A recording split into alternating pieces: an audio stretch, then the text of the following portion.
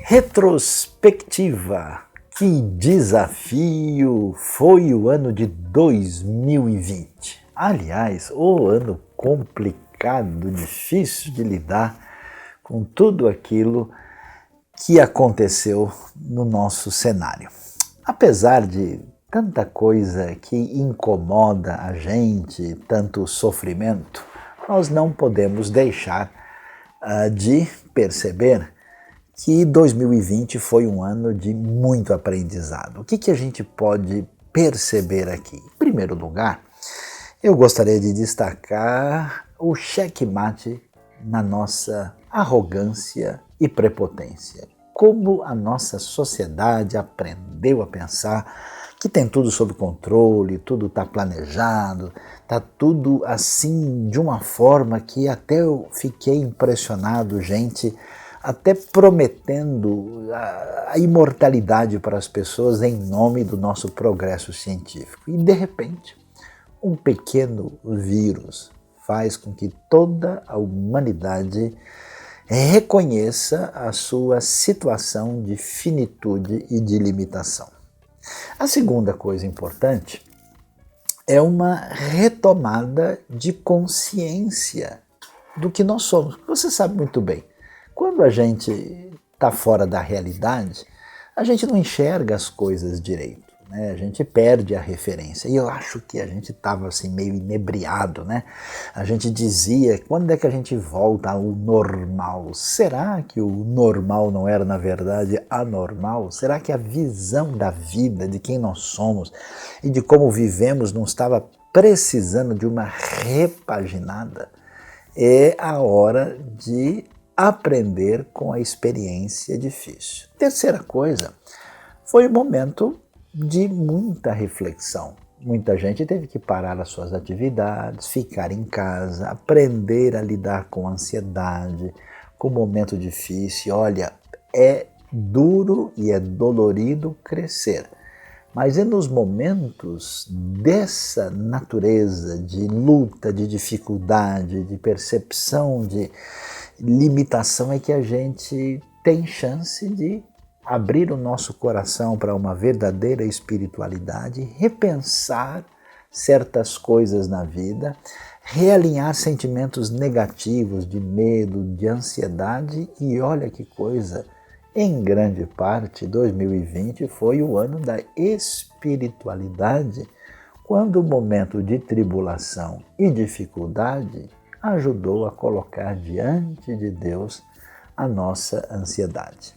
E para terminar, com tanta coisa difícil e complicada, eu fiquei muito feliz e impressionado porque através de toda a luta que a gente viu em cada cidade, eu senti de perto o que é solidariedade. Muita gente de coração preocupado com o sofrimento de quem é mais vulnerável, pessoas tentando dizer, escuta, como é que eu posso ajudar esse tipo de gente mais frágil, como é que eu posso fazer diferença, olha, alguém está doente, posso levar uma comida lá, olha, alguém precisa de roupa.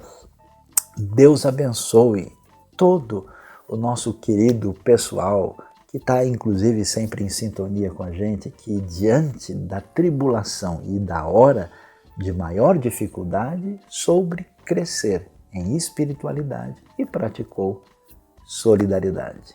Deus abençoe o fim de 2020 e nos conduza de modo especial em 2021.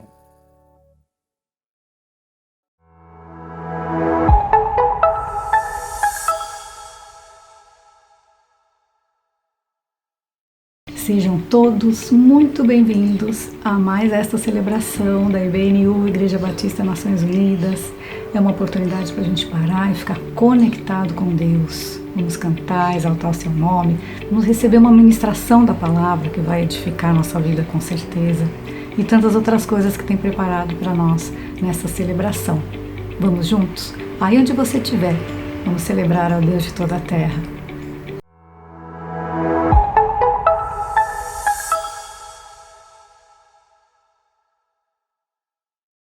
é bom poder confiar que Deus cuida de nós, o Deus da nossa salvação. Então eu te convido a cantar com muita alegria e agradecimento no coração ao nosso Deus.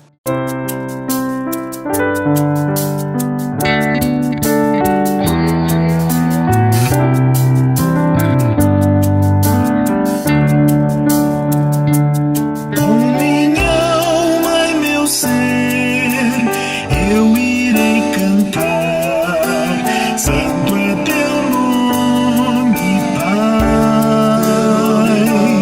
Como nunca cantei, vou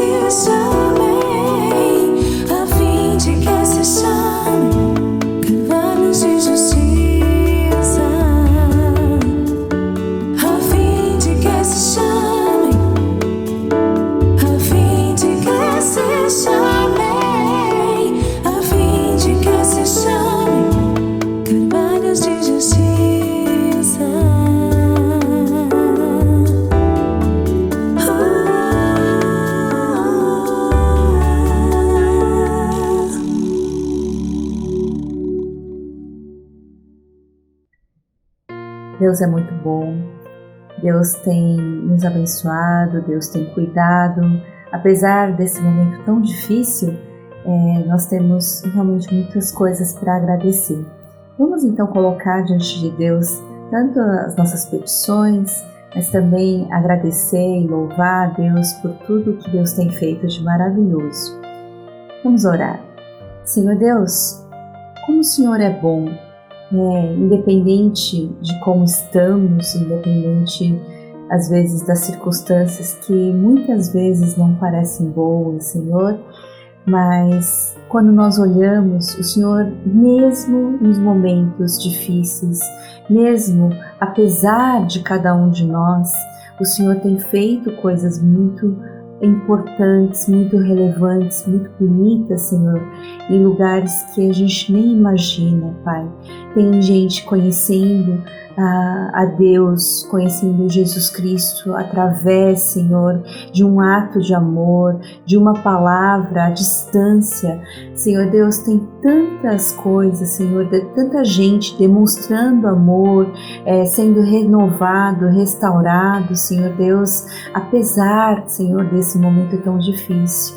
E também, Senhor, eu coloco diante do Senhor as pessoas com tantas dificuldades, Senhor Deus, que têm passado, seja financeira, seja, Senhor, de saúde. Nos colocamos, Senhor Deus, diante do Senhor, para que a Tua mão alcance, para que a Tua mão restaure, renove, cure, Senhor Deus, cada situação. O Senhor conhece melhor do que ninguém. O Senhor conhece a cada um pelo nome, Senhor, e nós colocamos isso diante de Ti, Senhor.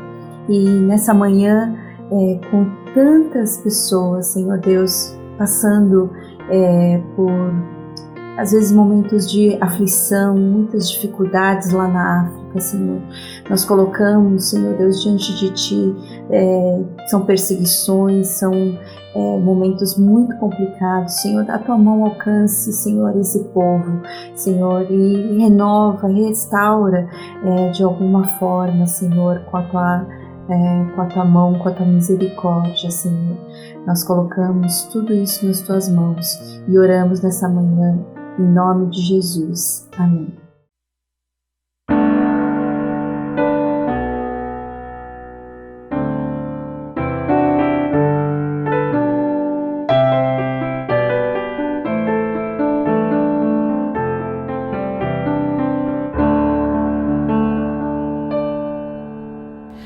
Quão formoso és, Rei do universo, Tua glória enche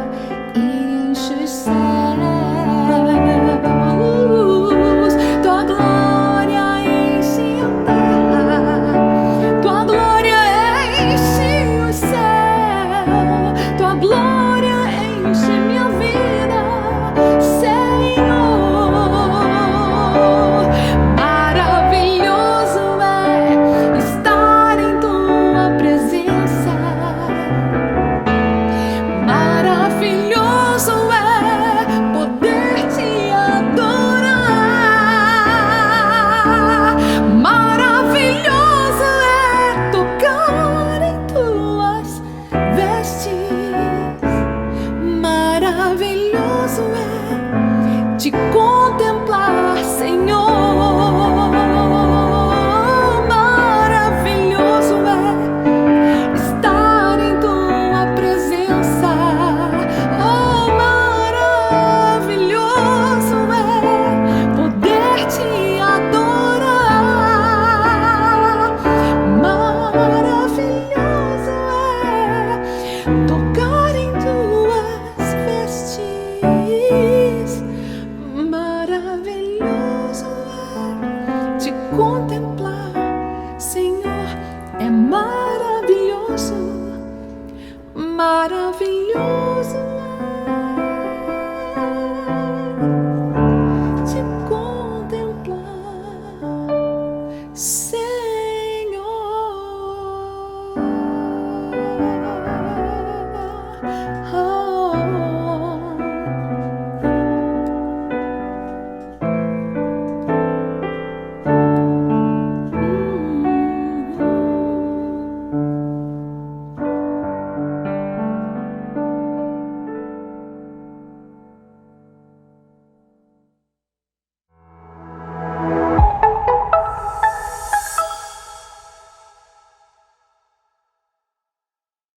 Olá, meus queridos irmãos. Bom, espero que esteja tudo bem com vocês. Hoje eu vim aqui compartilhar as bênçãos que Deus tem feito em minha vida e que Deus fez em minha vida esse ano. Esse ano foi um ano muito diferente para todo mundo, particularmente para mim foi bem impactante porque teve a ver com a minha área de atuação. Desde o início da pandemia, eu atuei na linha de frente até hoje, literalmente hoje, porque eu estou de plantão aqui numa unidade Covid. Então Deus me deu a oportunidade de participar da sua obra, de ajudar outras pessoas, de continuar ajudando. Isso é maravilhoso, são experiências sem igual. Eu queria agradecer a Deus, muito a Deus, porque eu tive Covid, a minha noiva, a Bianca, teve Covid, a gente pôde se recuperar totalmente. A minha família inteira teve Covid, todos se recuperaram. Então, eu sou muito grato pela minha vida. Eu queria agradecer, eu tive a oportunidade de coordenar uma unidade Covid de um dos maiores hospitais de São Paulo, que é o Dante Pazanese, durante 6 meses. Isso foi uma experiência sensacional em minha vida. E para finalizar, eu queria agradecer porque esse ano é o ano de preparo para o momento mais importante da minha vida, que é o casamento com a Bianca, que é a minha noiva, que é a pessoa que eu quero passar o resto da minha vida.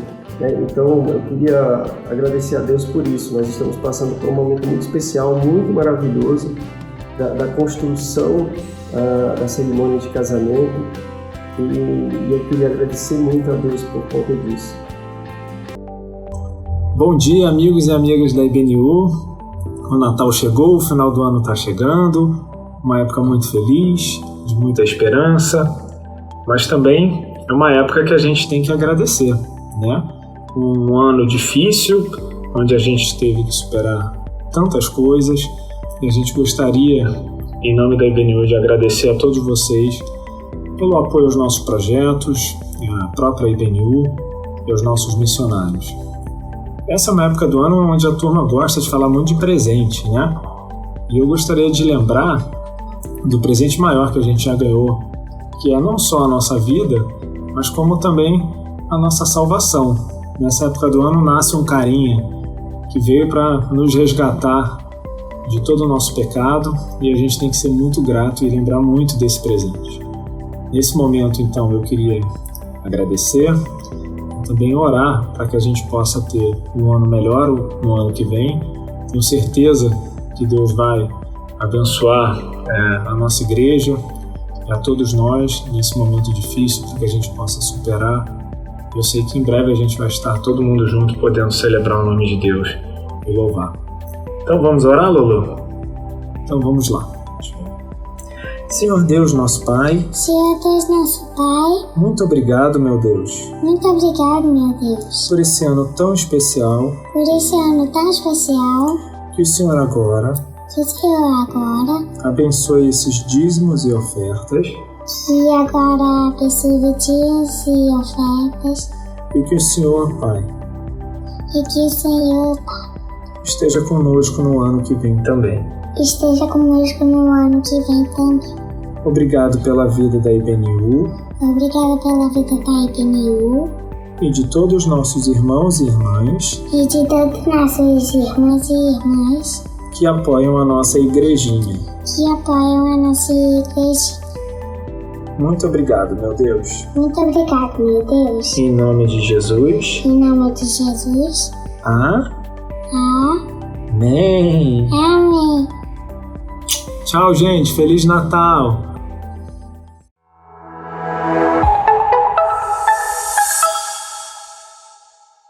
Vamos agora ouvir aquilo que temos na Palavra de Deus para o nosso ensino, nosso entendimento. É muito bom estar em sintonia com todos, ainda que à distância. O nosso abraço para todos que estão em sintonia com a IBNU em todos os continentes do mundo, do nosso querido Brasil. E depois de podermos adorar a Deus e de ouvir e participar dos cânticos que hoje foram apresentados nessa sintonia mundial, nós vamos ver o que a Palavra de Deus tem de orientação para a nossa vida à medida que a gente se aproxima aí do final desse ano de muita luta e muitos desafios. Vamos hoje ver Êxodo capítulo 16. E o título da nossa reflexão, nosso tema é Tem que ser do jeito de Deus. Eu sei que você já viu muitas vezes em qualquer atividade da vida, a gente precisa fazer as coisas e elas precisam ser feitas da maneira certa, né? Então, quando não se faz da maneira correta, alguém leva um choque muito grande ou acaba caindo, acaba se machucando, acaba tendo os resultados negativos ou, como você pode ver aí, acaba prejudicando o seu próprio computador, instrumento de trabalho. Vamos ver o que a Bíblia nos diz sobre o jeito que Deus nos apresenta. Vamos lá para a experiência de Israel no deserto. Êxodo 16, a partir do verso 11, a Bíblia nos diz o seguinte: E o Senhor disse a Moisés: Ouvi as queixas dos israelitas. Responda-lhes que ao pôr do sol vocês comerão carne, e ao amanhecer se fartarão de pão. Assim saberão que eu sou o Senhor seu Deus. No final da tarde apareceram codornizes que cobriram o lugar onde estavam acampados. Ao amanhecer havia uma camada de orvalho ao redor do acampamento. Depois que o orvalho secou, flocos finos semelhantes a geada estavam sobre a superfície do deserto. Quando os israelitas viram aquilo, começaram a perguntar uns aos outros: que é isso? Pois não sabiam do que se tratava. Disse-lhes Moisés: este é o pão que o Senhor lhes deu para comer.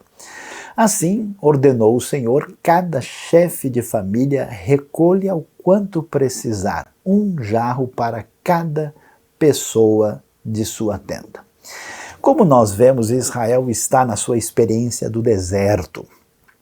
E essa experiência do deserto ela é muito significativa, porque nós vamos observar aí o livro de Êxodo, juntamente com a sua sequência no Levítico e no Deuteronômio, nos ajudando a entender como é que Deus trabalha na vida daqueles que estão em aliança com Ele.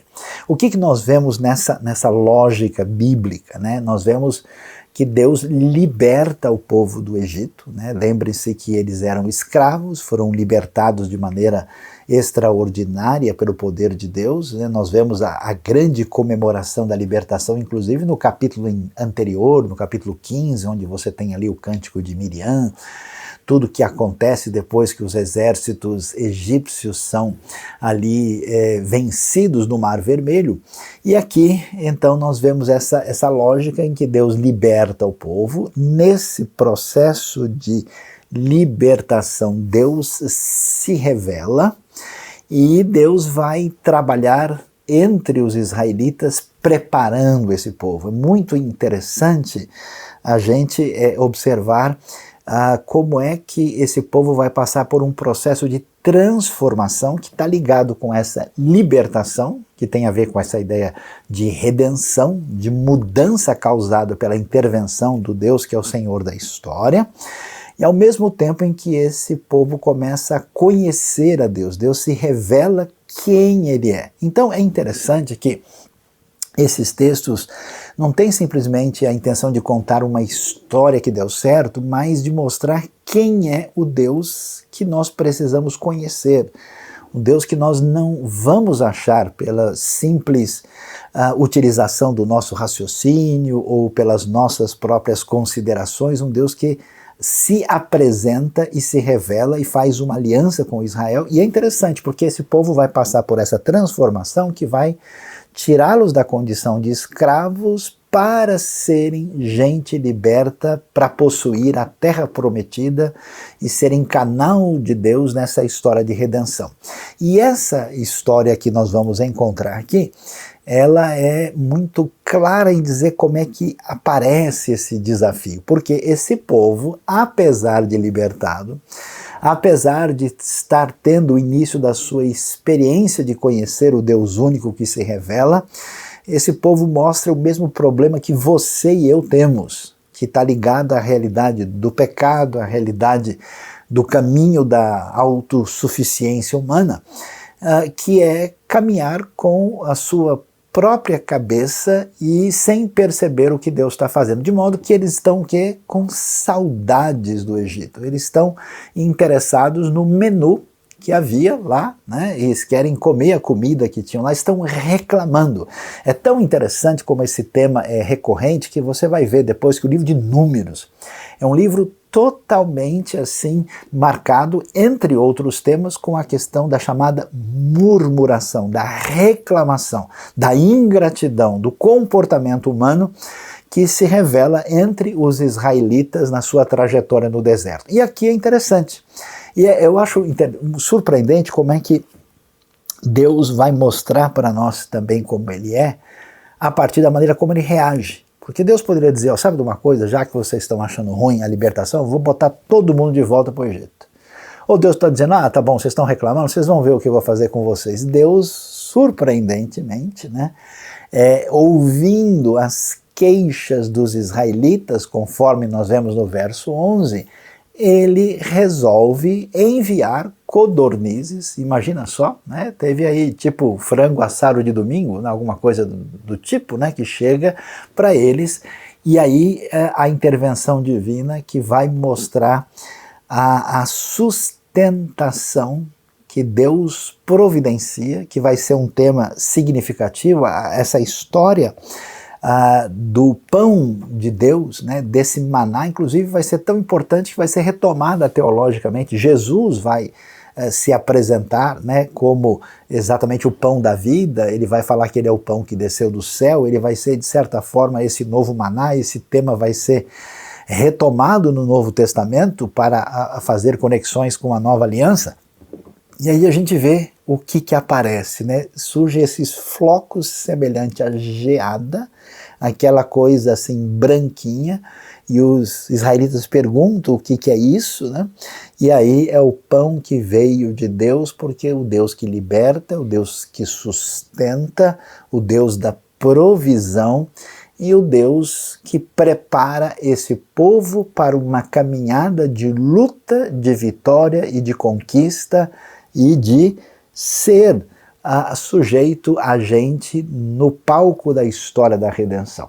E caminhando adiante, a gente vai ver, eu fico imaginando, né, a experiência dos israelitas no deserto, olhando, vendo aquilo caindo, ou que tinha caído, né, e observando, né, a curiosidade. A gente vai ver, inclusive, textos paralelos falam que o maná tinha... parecia uma espécie de um bolinho que tinha gosto de mel, né? uma consistência, devia ser uma espécie de alfajor doce branco do deserto, alguma coisa semelhante assim, muito peculiar, muito diferente. E eles então milagrosamente são sustentados pela provisão divina, conforme enfatiza aí o livro de Êxodo. Mas quando a gente caminha um pouquinho mais, nós vamos ver o que é muito valioso percebermos naquilo que Deus faz na experiência de Israel. A Bíblia diz que os israelitas fizeram como lhes fora dito. Alguns recolheram mais, outros menos. É interessante que Deus não faz o maná cair dentro da tenda, não faz ele brotar de dentro do chão, não deixa ele pronto dentro da panela, não coloca na boca dos israelitas. Eles devem sair para recolher e eles têm uma orientação sobre isso. Quando mediram com o jarro, quem tinha recolhido muito não teve demais, e não faltou a quem tinha recolhido pouco.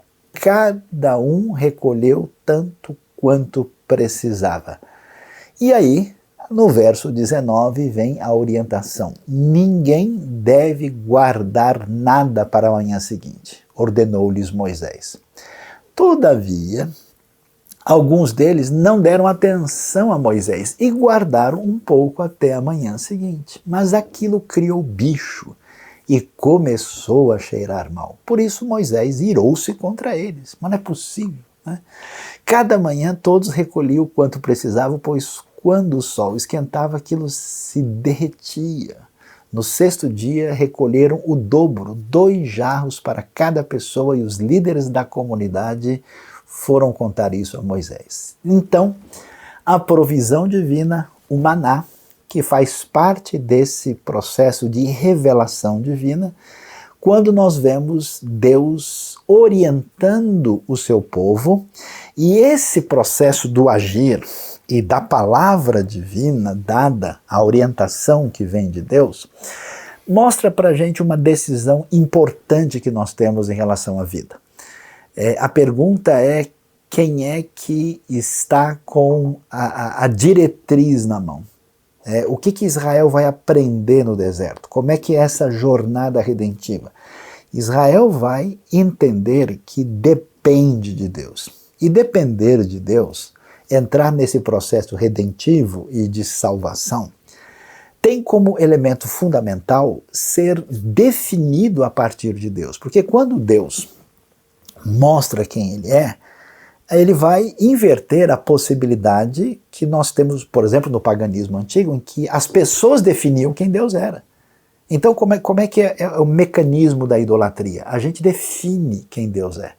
Nós escolhemos, nós selecionamos, nós nos submetemos, nós achamos, intuímos, pensamos, temos a nossa experiência aqui e dizemos: olha, Deus deve ser assim, Deus deve proceder dessa maneira, as divindades devem se portar dessa forma.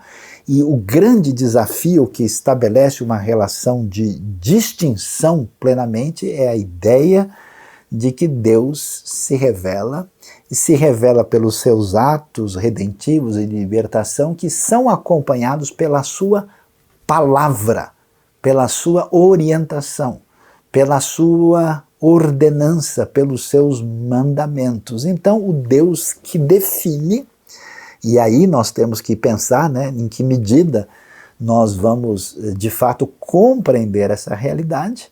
E esse Deus orienta, por isso que é muito interessante que todas as diretrizes daquilo que é chamado de lei de Deus, elas estão aí entremeadas nesse momento da história da redenção de Israel.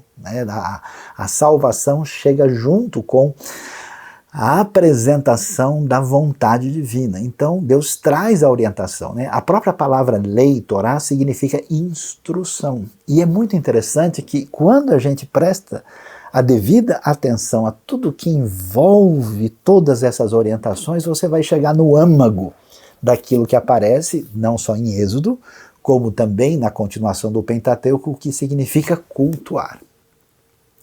As diretrizes são muito ligadas a como que a gente estabelece o tipo de relacionamento com esse Deus que se revela, com esse Deus que se apresenta, com esse Deus que manda o maná, com esse Deus que é o Deus da libertação e da provisão.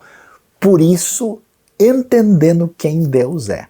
Deus se apresentando na história redentiva e trazendo a sua palavra, a sua orientação, que tem o foco principal de nos levar ao reconhecimento de quem Ele é, a adorá-lo do jeito que Ele deve ser adorado ele precisa ser um Deus que é ouvido. Por isso que não é sem razão que o texto vai mostrar para a gente esse problema que você tem, que eu tenho, que nós temos, que a gente não quer fazer do jeito de Deus. E é complicado porque a Bíblia mostra muito isso, né? E começando pelo próprio Moisés. Lembra-se do episódio que Deus mandou Moisés falar com a rocha e ele foi lá e bateu forte, né? Quer dizer, a gente se desvia ou para a direita ou para a esquerda, nós somos como a criança mimada, mal educada, que sempre acha que sabe mais do que o pai e a mãe. Sempre diz que a sua ideia é melhor, sempre acha que por esse caminho vai dar certo. Quanta coisa importante transmitida de geração a geração na história é rejeitada por muita gente que não ouviu o seu pai, ou o seu avô, ou o seu bisavô e perdeu-se aí talvez uma grande sabedoria guardada de geração em geração. E aqui nós vemos como é que Deus define, como é que Deus orienta e como isso faz parte da relação de vida que nós temos que ter com Deus. E aqui vemos especificamente o que acontece. Olha lá o que diz o texto no verso 20. Alguns deles não deram atenção a Moisés. E em vez de depender de Deus, porque a dinâmica do maná é muito interessante, a gente tem que pegar todo dia, né? Mas como assim pegar todo dia? Amanhã eu quero dormir até às 11, né? Eu vou pegar depois, né? Então faz o seguinte, vai logo e pega mais, né? E veja lá que criou o bicho e começou a cheirar mal. Ou seja, a dinâmica de Êxodo 16 diz o seguinte, ó, Deus deu uma orientação. A sua palavra disse o seguinte, a sua provisão com a sua bênção chegou aqui, e nós devemos atender aquilo que foi dito. E, surpreendentemente, essa diretriz divina tem muitas vezes uma maneira um pouco diferente de acontecer. Vimos a sequência do verso 22, entrando no 23, que lhes explicou, diz o texto, foi isto que o Senhor ordenou. Amanhã será dia de descanso, sábado consagrado ao Senhor. Se os israelitas precisavam entender quem Deus era na dimensão do seu espaço, precisavam entender quem ele era também na dimensão do tempo. Por isso esse tempo agora é um tempo de reconhecimento de que Deus define as coisas, que ele é Senhor e que ele está na sua experiência de viver no meio do seu povo trazendo redenção. E, portanto, um dia é consagrado ao Senhor, é o Shabat, é o sábado de descanso totalmente dedicado ao Senhor. Por isso que acontece, agora a coisa muda de figura, né? Olha que coisa, o maná se comportava de um jeito durante a semana e no sábado era outro. Eu acho muito interessante que tem muita gente que quer fazer tudo quanto é explicação da Bíblia do ponto de vista natural, né? Não, olha, tem alguns até que diz, não, o maná continua caindo em alguns lugares do mundo, é um tipo de coisa que aparece no deserto. Agora, como é que explicar que esse maná só serve para 2 dias no sábado? Qual é a explicação naturalista que consegue entender o texto da maneira que ele merece ser observado? Não é possível. O texto mostra uma ideia nítida da ação de Deus no meio do seu povo. Ele prossegue e diz, assem e cozinhem o que quiserem, guardem o que sobrar até a manhã seguinte.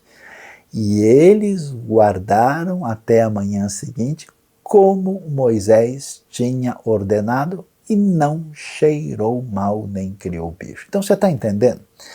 Preste atenção, nós só temos 3 caminhos básicos na vida para lidar com a diretriz da nossa caminhada. Você não tem opção. Ou você vai seguir a sua própria cabeça, ou a sua própria intuição, você vai ser senhor de si mesmo e vai dizer, olha, eu gosto assim, eu sinto assim, eu penso assim, eu quero assim, ninguém tem nada a ver com isso, eu me amo, não posso mais viver sem mim, eu dou as ordens na minha vida e ponto final. Ou você vai dizer, não, olha, eu reconheço um elemento fora de mim, e eu acompanho a moda, eu acompanho a sociedade, eu acompanho essa ideologia X, eu acho que esse tipo de pensamento a pessoas que pelo menos, né, tenham um nível de humildade, que vão além de si mesmo e dizem, olha, esse pensamento é melhor, essa filosofia faz sentido, olha, o comportamento da sociedade aqui parece ser o melhor, eu vou seguir tal tendência. A pessoa então se apresenta para se dedicar ou se conformar a qualquer proposta humana de entendimento e leitura da realidade da vida. E a outra opção é, eu vou me submeter àquilo que o Senhor disse. Eu vou ver o que foi que Deus revelou sobre isso. Ou sigo a mim mesmo, ou sigo um grupo maior além de mim, ou eu sigo a orientação divina. Portanto, é interessante que não há como manipular aquilo que Deus apresenta e não há como ter domínio simplesmente pelo nosso entendimento limitado a respeito daquilo que Deus apresenta. O maná funciona de um jeito na semana, de outro jeito quando chega no sábado. Não cheirou mal, nem criou bicho. Comam-no hoje, disse Moisés, pois hoje é o sábado do Senhor, hoje vocês não encontrarão no terreno. Mais um desafio para quem tem um enfoque meramente naturalista do texto, não caía maná no sábado porque era enviado por Deus, porque é pão do céu, porque tem a ver com esse momento de intervenção especial de Deus na história. Durante 6 dias vocês podem recolhê-lo, mas no 7º dia, o sábado, nada acharão. E é interessante, porque quando a gente ouve isso, eu fico imaginando aqueles israelitas que se achavam muito inteligentes. Como assim? Por que eu tenho que pegar todo dia? Eu vou logo pegar um monte, né? Porque aí eu tenho na manhã seguinte. Não deu certo. Aqueles que não deram atenção e saíram no sábado para procurar, e hoje não caiu. Por quê? Porque precisa se ouvir o que foi que Deus disse de acordo com a sua orientação. E olha lá o verso 27 de novo, olha a gente na fita, olha como a gente acha que a gente sabe como driblar a diretriz divina. Apesar disso, no 7º dia, o sábado, né, o que aconteceu? Alguns deles saíram no 7º dia para recolher, mas não encontraram nada. Então o Senhor disse a Moisés, até quando vocês se recusarão a obedecer aos meus mandamentos e às minhas instruções? Quer dizer, você sempre vai ter o desafio de escolher uma diretriz na sua vida. Ou você se submete a si mesmo e ponto final, ou você se submete a um outro elemento escolhido, né? Como diretriz da sua vida, como acontecia no meio dos israelitas, eles tinham a proposta dos cananeus, o culto a Baal, né, aquilo que vinha também dos filisteus e outras possibilidades, ou eles se sujeitam ao que Deus revela. Então o que a gente aprende na história do maná é do jeito de Deus. Não entendeu ainda? Vamos explicar de novo. É do jeito de Deus. Ah, mas eu não entendi muito bem. A pergunta não é se a gente entendeu. A pergunta é se nós entendemos que a diretriz divina tem autoridade sobre a nossa vida. Por isso, você vai ver várias vezes no texto essa expressão, como o Senhor tinha ordenado, como Moisés ordenou ao povo, conforme aparece no hebraico a expressão ka'asher. Ka'asher quer dizer como ou conforme, e é uma expressão que inclusive que a tradição judaica consolidou, inclusive para falar das orientações ligadas à alimentação que marcam o judaísmo até hoje. E aí, essa expressão kasher quer dizer em conformidade com. Ela aparece, mas muito nas Escrituras, e a frase é interessante, porque a ordem que vem das Escrituras, que marca toda essa convicção histórica da fé protestante, evangélica, das igrejas batistas, de tudo aquilo que marca essa tradição conhecida como sola Escritura, está fundamentada nessa ordem que diz para a gente que é do jeito de Deus. Em hebraico se diz Kasher Tzivá Yehová. Kasher Tzivá Adonai. conforme o Senhor tinha ordenado, conforme o Senhor ordenar ou conforme o Senhor ordenou, né? Essa frase aparece muitas vezes e ela se repete não só no Pentateuco, mas em outras partes da Bíblia, para mostrar exatamente essa ideia decorrente de que Deus se revela, Deus define, e essa caminhada na direção da plena libertação daquele que foi escravo para possuir a terra prometida, ela é uma proposta que envolve a pessoa fazer as coisas do jeito que o Senhor ordenou. Aliás, isso é assim na vida. Como é que você faz quando você vai fazer um curso? Quando você vai ser aprendiz de qualquer técnica?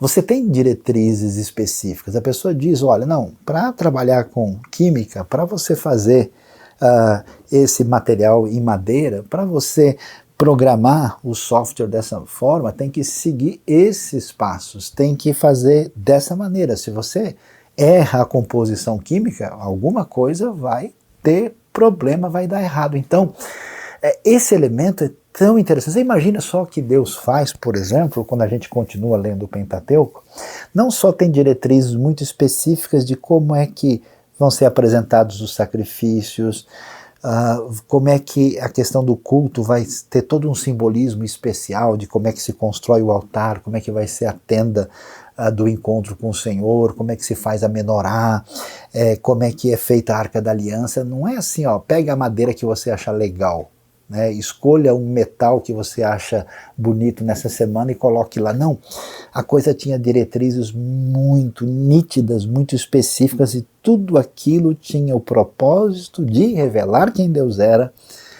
e quem Deus é, e revelar como é que a gente lida com Deus, e são maneiras concretas de ensinar elementos específicos que influenciam a nossa vida e nos direcionam corretamente na caminhada. Então isso já mostra para a gente uma necessidade de reflexão sobre a nossa vida, porque muita gente tem a seguinte ideia na cabeça, que ele precisa ter uma boa intenção para com Deus, ele tem que ter um bom sentimento, uma boa orientação emocional na direção de Deus. Mas essa pessoa, por exemplo, não acha que ela precisa conhecer bem a palavra de Deus. Ela não entende que ela precisa compreender os detalhes daquilo que Deus mostrou e revelou. E, consequentemente, porque a coisa fica na base meramente do coração, a pessoa nem acaba conhecendo o Deus que se revelou nas Escrituras. Ela fica confusa e perdida teologicamente. Ou às vezes escolhe um aspecto que tem ligação com Deus e outro ela rejeita. Às vezes ela faz da Bíblia assim uma espécie de material disponível como se fosse num rodízio de uma churrascaria. Fala, hoje eu quero picanha, né? Hoje eu quero polenta e arroz de carreteiro, né? E aí ela pega na Bíblia e fala, olha, eu gostei muito desse salmo, eu quero ler esse pedaço de João, olha mais, o livro de Esther vou deixar para outro dia, né? Como se fosse a sobremesa que a pessoa não quer comer hoje, né? Sem entender a grandiosidade, a complexidade e a diretriz que a palavra de Deus representa para nós. É do jeito de Deus. Kasher tzivá Yehová. Kasher tzivá Adonai, a orientação que nós temos nas Escrituras. Por isso o texto vai prosseguir e olha só o que ele vai dizer para nós. Vejam que o Senhor lhes deu o sábado e por isso no sexto dia ele lhes dá pão para 2 dias. Quer dizer, Deus deu orientação de acordo com aquilo que ele vai fazer, então ouça e atenda. No 7º dia fiquem todos onde estiverem, ninguém deve sair. Uma orientação difícil de seguir, né? Pois é exatamente o que está sendo colocado aqui, ninguém deve sair nesse dia, não teremos maná lá fora. Então o povo descansou no 7º dia. O povo de Israel chamou maná aquele pão. Era branco como semente de coentro e tinha gosto de bolo de mel. E lembre-se, né, que ele dava aquela derretida quando esquentava. Devia ser muito interessante, né? Disse Moisés, o Senhor ordenou-lhes que recolham um jarro de maná e guardem-no para as futuras gerações, para que vejam o pão que lhes dei no deserto quando os tirei do Egito. Então Moisés disse a Arão, ponha numa vasilha a medida de um jarro de maná e coloque adiante do Senhor para que seja conservado para as futuras gerações. Em obediência ao que o Senhor tinha ordenado a Moisés, Arão colocou o maná junto às tábuas da aliança. Olha que coisa impressionante, né? A diretriz divina junto com a provisão de Deus. Redenção do lado da lei. Orientação divina que lembra o que é salvação. Para ser ali guardado. Os israelitas comeram maná durante 40 anos. Uau! Até chegarem a uma terra habitável, comeram maná até chegarem às fronteiras de Canaã. Que coisa interessante. O que nós temos? A clara orientação divina que a nossa vida, segundo Deus, só vai poder prosseguir e adiante se ela for em conformidade com essa palavra divina. E essa palavra, essa orientação que é dada, ela envolve exatamente o que nós vemos nesse texto, que Deus deseja que venhamos a obedecer a palavra, que venhamos dar a devida atenção a ela, ouvir a palavra e executar, fazer, né, aquilo que precisa ser feito. E a pergunta que se levanta para nós hoje é: em que medida na nossa caminhada a gente tem de fato tido o interesse de conhecer a palavra de Deus no detalhe, dando a devida atenção a ela? Eu tenho visto pessoas que fazem isso, tenho visto pessoas que leem o texto bíblico atentamente. Tem um amigo meu, por exemplo, que todo ano ele lê a Bíblia toda, inclusive numa versão bíblica diferente. E lê anotando, lê marcando, tem questões, ele vai atrás, quer dizer, é gente séria. Não é pessoa superficialmente envolvida em qualquer comunidade cristã porque sim, não. É pessoa que entendeu que a nossa caminhada depende do que Deus diz. Você já reparou como a gente leva a sério? Por exemplo, alguém gosta, por exemplo, de filmes, né? A pessoa sabe direitinho em que canal vai passar, em que horário que está. Você pergunta, a pessoa sabe até o nome dos atores, quando é que foi lançado. Você vê que aquilo está no coração da pessoa, ela não desliga. A pergunta, a gente tem uma atitude semelhante com a palavra divina ou a gente sabe mais ou menos, acha que uma boa intenção é suficiente e não tem crescimento real, que é um crescimento de plena libertação, que é a saída da escravidão para uma posição de alguém que pode realmente desfrutar plenamente dos desdobramentos da palavra divina na sua aliança conosco. Veja como é importante isso, porque isso é ressaltado. Quando o povo está na terra prometida, vamos ver, por exemplo, Josué capítulo 11, verso 15. Tudo o que o Senhor tinha ordenado a seu servo Moisés, Moisés ordenou a Josué. E Josué obedeceu, preste atenção, sem deixar de cumprir nada de tudo o que o Senhor tinha ordenado a Moisés. Você percebe que a ênfase é clara?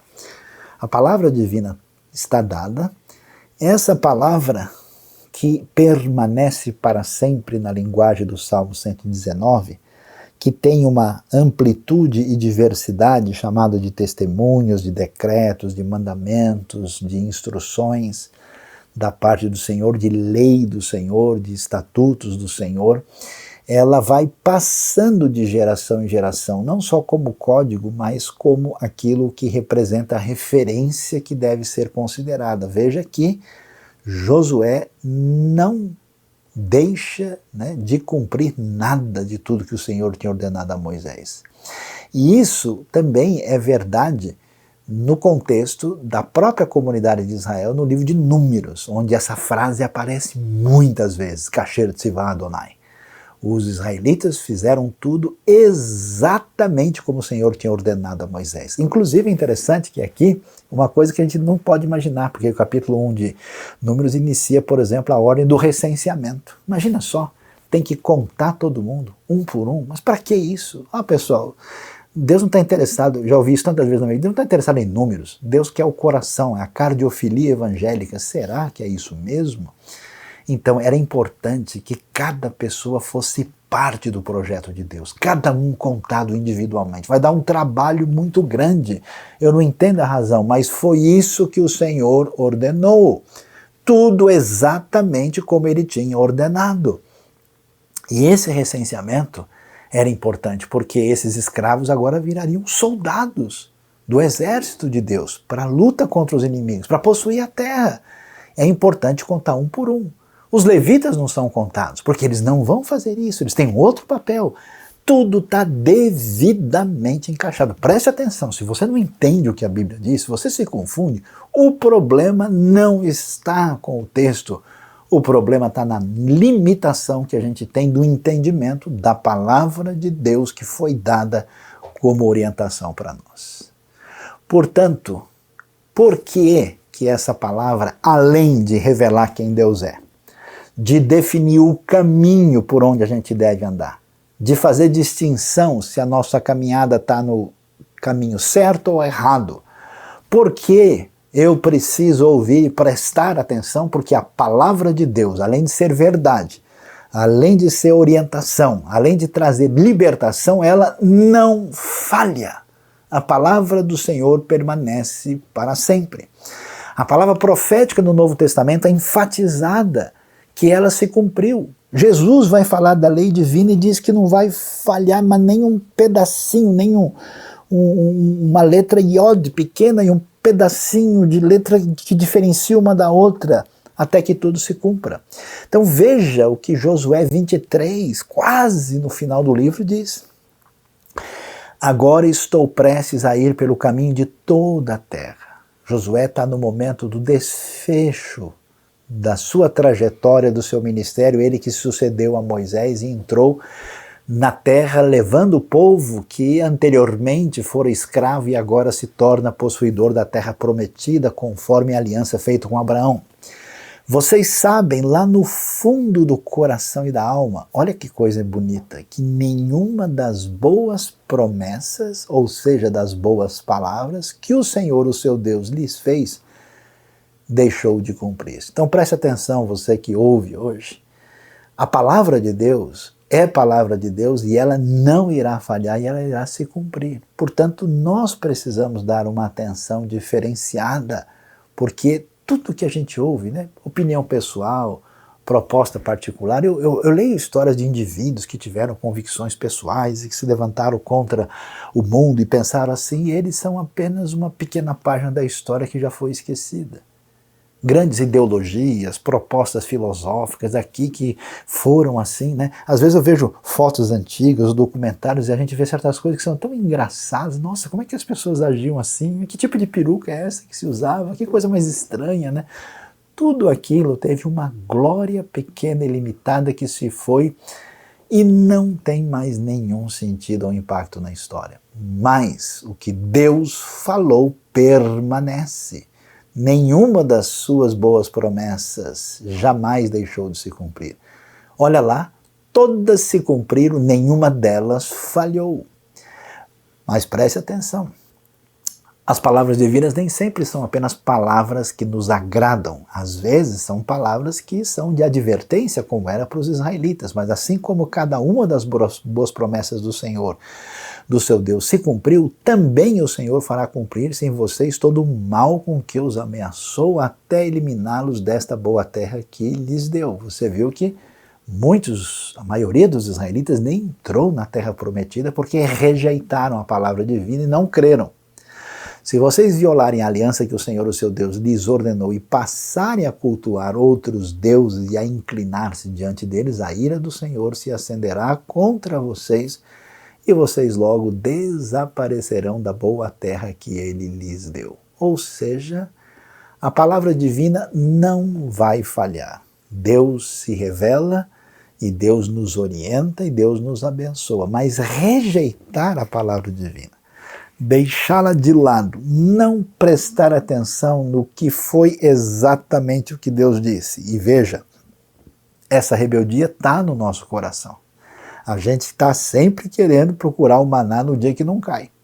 E no dia que tinha que pegar a quantidade certa, a gente vai lá e quer pegar mais. Você sempre diz, não, eu me lembro do indivíduo que dizia, né? Não, mas Jesus não falou isso, mas se não falou, pensou, né? Não, mas ele devia ter feito isso, né? Certas pessoas que de fato tentam inclusive colocar na boca de Deus aquilo que Deus não falou, porque não entende isso. Então veja bem qual é o nosso desafio. Como pessoas que se apresentam como seguidoras de Jesus. Jesus, tudo o que dizia, falava claramente, conforme está escrito.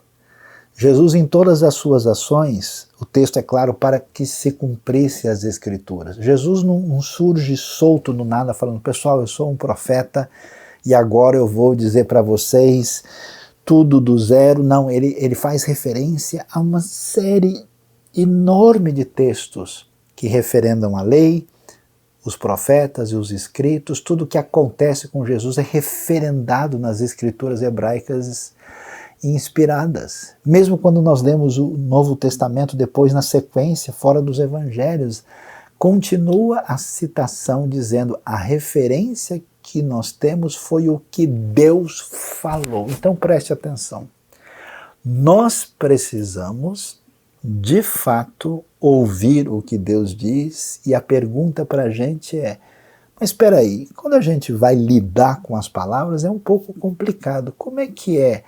Como fica, né, quando a gente estiver lidando com a palavra? Porque se nós temos que fazer exatamente o que Deus disse, se precisamos aí kasher tzivah Adonai, do jeito que Deus falou, nós vamos entrar num caminho de loucura, porque como é que funciona isso? Tem cada texto na Bíblia estranho, diferente, e como é que eu vou praticar esses textos? Aí sim.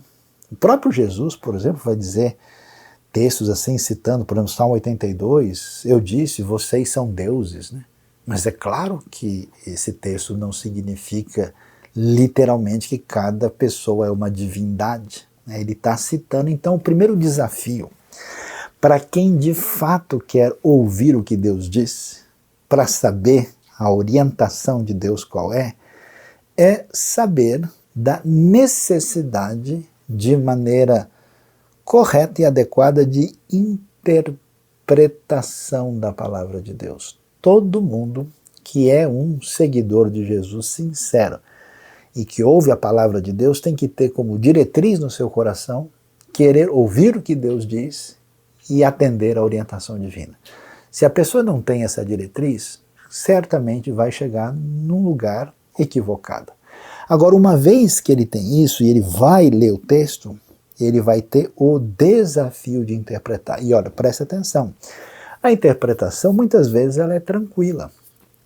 Deus diz para a gente, por exemplo, né, não matarás, não cometerás assassinato. É muito difícil quem não entenda essa orientação. Mas tem uma série de orientações que a gente vai ter que entender. Primeiro, quando foi dito, quem disse isso, por que disse isso, né? Porque um texto bíblico, às vezes, ele está contando uma coisa que aconteceu como uma narrativa, né? Um texto que não está dizendo o que a pessoa deve fazer, está contando o que aconteceu. Por exemplo, nós vemos Abraão na sua jornada, algumas vezes, dizendo a verdade pela metade, e até mesmo mentindo. Mas o texto não está dizendo que ninguém deve fazer isso, só diz que Abraão fez. Então, quando a gente lê um texto descritivo, não quer dizer que ele seja normativo. E às vezes você encontra algumas orientações que são específicas, que são orientações para aquele momento, que Deus disse para uma pessoa, numa circunstância tal. Quando você entende o ambiente, o cenário, o contexto histórico, quer dizer, tem todo um caminho que uma pessoa sincera, bem orientada, bem direcionada, ele vai conseguir interpretar, apesar da dificuldade, aquilo que a palavra de Deus está querendo dizer. Por quê? Porque se ele ler, entender e interpretar, ele vai chegar à grande conclusão que todo mundo precisa entender quando está bem orientado pela boa interpretação e por uma boa teologia bíblica, que é descobrir qual que é o princípio de Deus. Então preste atenção. Existe na Bíblia uma série de regulamentações. Você tem ali, né, algumas leis, mas para você entender a razão de ser dessas regulamentações, você precisa entender o que é essencial ali e o que faz parte daquele contexto. Por exemplo, a Bíblia diz para a gente que nós devemos saudar uns aos outros com um beijo santo. Mas por que ela fala beijo santo? Será que eu sou obrigado agora a beijar todo mundo? Tem lugares no mundo que o beijo nem faz parte da cultura, né? É uma coisa assim que é considerada invasiva ou até mesmo pouco higiênica. Em outras culturas isso é normal. Será então que aquelas pessoas que não fazem isso estão erradas? Não, o que acontece? Na cultura judaica, no ambiente semítico do Oriente Médio, o beijo é comum, inclusive beijo na testa, beijo na mão, inclusive os homens se beijam, as mulheres se beijam, às vezes no rosto, várias vezes. E o que é importante ali é a saudação sincera e de comunhão e fraternal. O beijo já faz parte do cenário. Por que que Jesus mandou, por exemplo, para a gente lavar os pés uns dos outros? Porque era um costume. Todo mundo lavava os pés uns dos outros. Esse é o elemento da cultura. Agora, qual que é o princípio por trás dessa regulamentação? Imagina, na lei você vai ver cada mandamento esquisito. Não pode cortar o cabelo no canto da cabeça. Uau! Então só pode cortar aqui em cima? Né? Tem algum corte de cabelo mais bíblico assim que eu devo usar? Como é que funciona isso? Por que não cortava aqui? Provavelmente porque aqui, num lugar com tantos vasos, né, e num contexto onde as pessoas tinham facas e instrumentos limitados, atingir aqui, cortar poderia colocar a vida da pessoa em risco. Então, isso é possivelmente a razão por trás desse mandamento. Então, quando Jesus vai falar isso, olha, vocês não estão entendendo qual que é a intenção do mandamento. Qual é o princípio por trás. Então, uma avaliação atenciosa, contextualizada, você vai entender qual é o enfoque e aí você tem acesso ao princípio. Quando você entende o princípio daquilo que Deus falou, você agora pode aqui aplicar isso. Esse princípio vai ser aplicado, e não cada texto separado. Foi Judas e enforcou-se. Como é que eu aplico isso? Não aplique, claro que não. Mas tem esse texto aqui, atira-te aí de cima porque os anjos vão segurar-te. Foi Satanás que falou para Jesus para tentá-lo? Não! E o mais importante de tudo, essa palavra divina, ela é a palavra que abençoa a nossa vida. Essa palavra é impressionante porque ela conserta os nossos caminhos, ela nos leva ao arrependimento, ela nos leva a retornar devidamente a Deus, ela nos leva ao contato adequado com os outros, ela nos leva a servir. Ela é interessante como o Salmo fala que ela é fonte de prazer, de satisfação, ela é mais doce do que o mel, ela renova o nosso coração, ela é o verdadeiro maná, melhor do que bolo de mel, e ela deve abençoar a sua vida. Por isso, neste final de ano, não sei como é que foi o seu relacionamento com a palavra de Deus. A gente pôde mostrar que muita gente no auge do seu sofrimento, da sua luta, a sustentação de vitória está muito ligada à maneira como a palavra de Deus fortaleceu e sustentou e deu a base para você enfrentar as tempestades e os vendavais que chegam diante de nós. Portanto, nós precisamos dizer, atenção, na sua caminhada, na sua jornada na vida, não é do seu jeito. Como eu tenho visto gente falar, não, se não for do meu jeito eu não quero. Ou é assim ou acabou. Não dá. Não é do seu jeito, não é do meu jeito, não é do jeito de ninguém. Você quer caminhar adiante, você quer passar pelo deserto, você quer um caminho de bênção e de vitória, é do jeito de Deus. Kasher Tzivá Adonai. Deus abençoe a nossa vida. Deus abençoe o nosso coração e que a palavra de Deus seja vitoriosa na vida de cada um. Amém.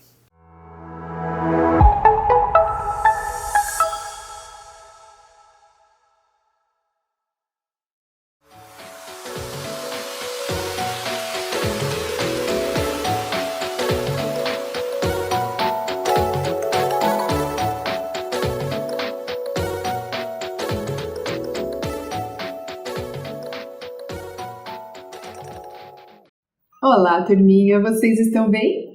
Nós estamos falando sobre o Natal. E na semana passada nós vimos que Maria e José disseram sim para a vontade de Deus na vida deles. E hoje nós vamos ver que foi dada uma ordem para que cada pessoa fosse para a cidade onde nasceu para serem contadas. Então, José levou sua esposa Maria e eles foram até Belém. Foi uma viagem difícil, Maria estava grávida. E quando eles chegaram lá, Maria já com aquele barrigão, precisando de um lugar para ficar, para passar a noite, mas não havia nenhum lugar. A Bíblia fala que eles acabaram ficando num estábulo. E adivinha só o que aconteceu?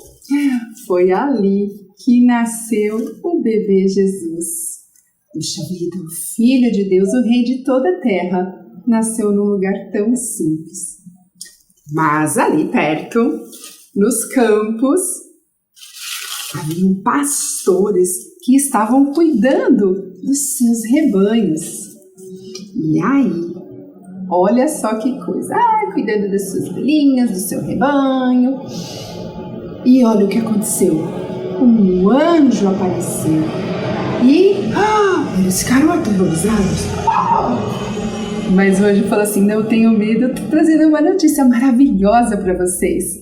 Hoje, na cidade de Davi, nasceu, sabe quem? Jesus, o Salvador, o Filho de Deus.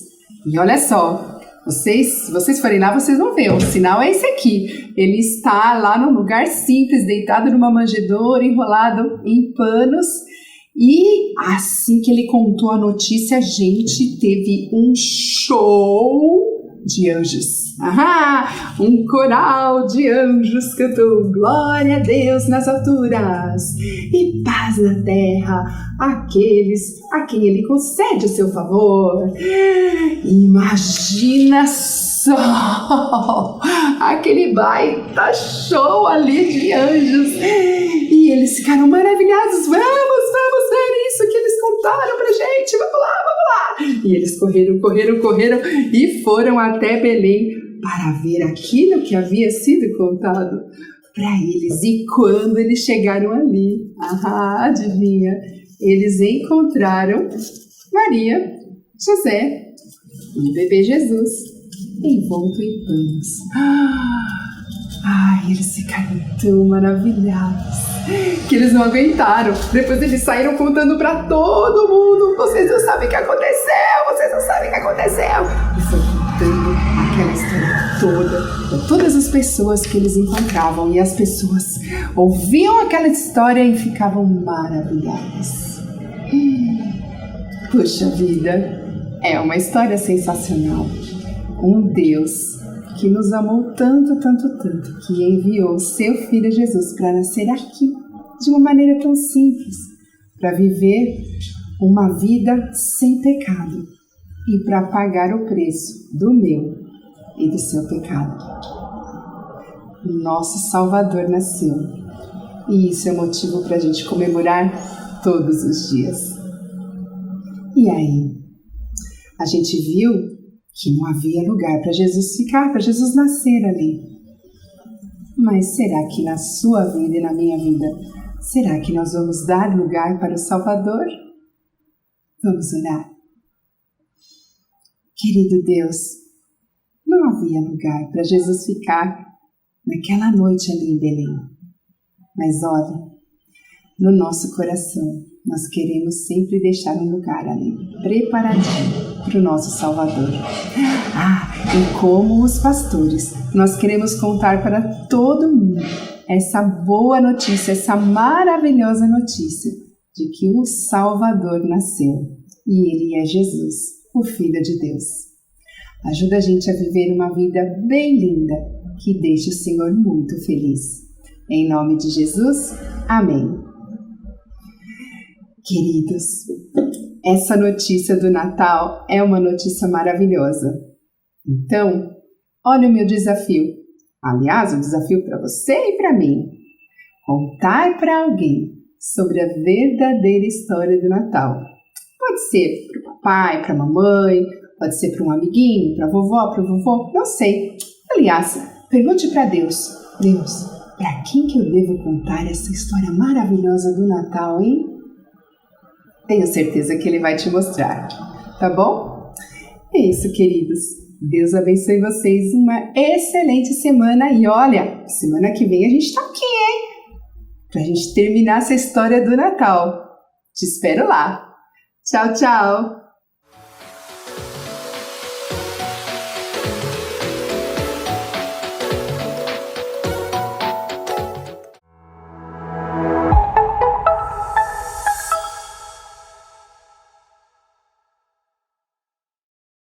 O Natal está chegando e nós temos o nosso projeto Bíblia 365, a Palavra de Deus em leituras diárias, recomendado pela IBNU.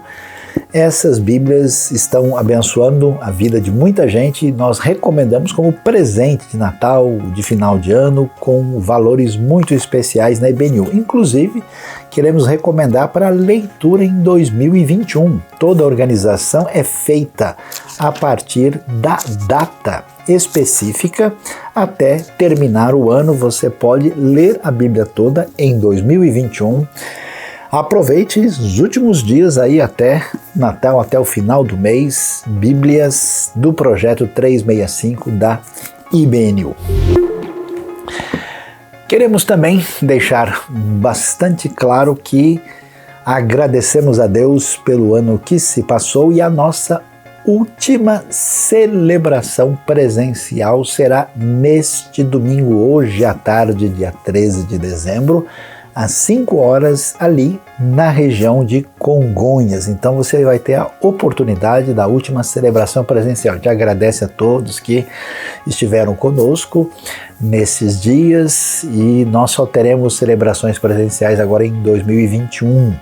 Então aguarde as orientações por causa do final do ano, a correria de Natal, do Ano Novo, mas não se esqueça, as celebrações online estarão funcionando todos os domingos no horário das 10 da manhã, sendo transmitidas para toda São Paulo, todo o Brasil e para o mundo todo, para aqueles que estão conectados com a IBNU. Então, faça um esforço para estar com a gente nesse dia especial de despedida, porque teremos também um momento especial com os adolescentes da IBNU nesta tarde especial, na última celebração presencial deste ano.